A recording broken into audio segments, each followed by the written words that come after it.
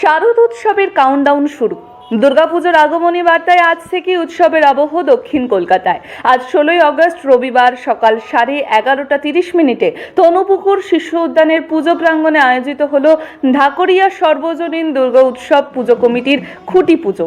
প্রতি বছরের মতো এবছরও ঐতিহ্য ও নিষ্ঠার সঙ্গে শুরু হলো দুর্গাপুজোর প্রস্তুতি। আর এই বছর বিশেষ তাৎপর্যপূর্ণ ঢাকুরিয়া সর্বজনীন দুর্গা উৎসব পা দিল 97তম বর্ষে। খুঁটি পুজোর মধ্যে দিয়ে আনুষ্ঠানিকভাবে শুরু হলো এবারের দুর্গাপুজোর প্রস্তুতি। পুজো কমিটির সদস্যদের পাশাপাশি স্থানীয় বাসিন্দাদের মধ্যেও দেখা যায় উৎসাহ ও উদ্দীপনা। আর মাত্র কয়েকদিন পরেই বাঙালির শ্রেষ্ঠ উৎসব দুর্গাপুজো। তার আগেই খুঁটি পুজোর হাত ধরে ঢাকুরিয়ায় শুরু হয়ে গেল শারদ উৎসবের আবহ। 97 বছরের ঐতিহ্য, নতুন প্রজন্মের উচ্ছ্বাস আর বাঙালির আবেগ সব মিলিয়ে এবারও জমজমাট হতে চলেছে ঢাকুরিয়া সর্বজনীন দুর্গোৎসব। ব্যুরো রিপোর্ট, বাংলার কণ্ঠ। আমাদের পুজোটার মধ্যে প্রাণ প্রতিষ্ঠা হবে মায়ের মধ্যে, একটু অন্যরকম পুজো। আপনারা আসবেন। যে মায়ের যে সাবেকিয়ানা, আমরা সেই সাবেকিয়ানার মধ্যে কোনো রকম কম্প্রোমাইজ করিনি।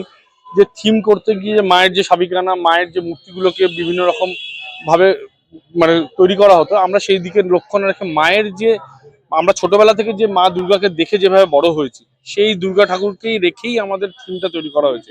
এবং সমাজে আশপাশে সমস্ত মানুষদের ইনভলভ করে, মা বোন ছোট বড় পাড়ার সমস্ত সবাইকে ইনভলভ করে আমাদের এই পুজোটা। আমাদের পুজো মানে একটা হই হই ব্যাপার, একটা পাড়ার মধ্যে অনুষ্ঠান, একটা উৎসব। এটাকে আমরা মানববন্ধ করার চেষ্টা করি। এবছরে আমাদের ভাবনা অভ্যুদয় শিল্পী ঋত্বিক চক্রবর্তী এবং পরিমল পালের দৃশ্যকথন। পরিমল পাল মূলত প্রতিমা রূপদান করবে, ঋত্বিক চক্রবর্তী পুরো টিম। এবং বলা ভালো যে অত্যন্ত নবীন শিল্পী ও কাজ করছে এবছর।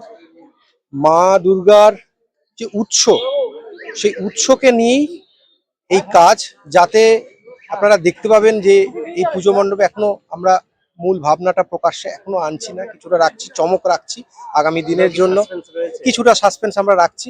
তবে এটুকু আমরা বার্তা দিতে চাই, যেভাবে পরিবেশে যে উষ্ণায়নের কারণ যা হচ্ছে, তো সেই ভাবনাকে আমরা সামনে রেখে আমরা পরিবেশ বান্ধব জিনিস ব্যবহার এবার আমাদের পূজা মণ্ডপে আমরা করব, যাতে পরিবেশের প্রাকৃতিক ভারসাম্য বজায় রাখতে হবে। এবং সবচেয়ে তাৎপর্যপূর্ণ বিষয়, আমরা এই যেখানে আমরা পুজো করি, এটি একটি শিশু উদ্যান পার্ক।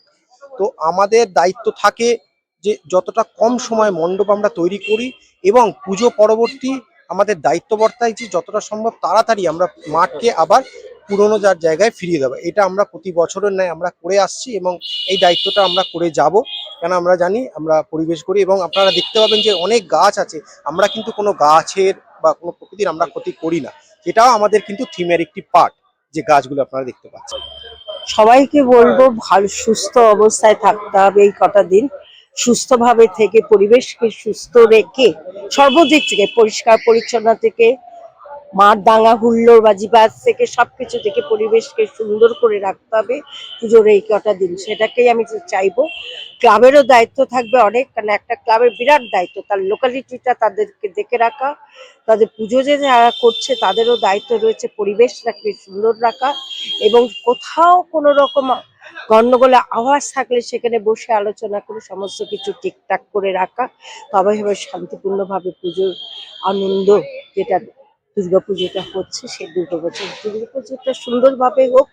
মানুষ দীর্ঘদিন তাকিয়ে থাকে এই কটা দিনের উপরে, সবাই এই কটা দিন নিজেদের ঘর বাড়ি করে এই জায়গাটাকে ধরে রাখে, বাড়িঘর সব ভুলে যায়, পুজোরা আঙিনাই হচ্ছে তাদের ঘর বাড়ি।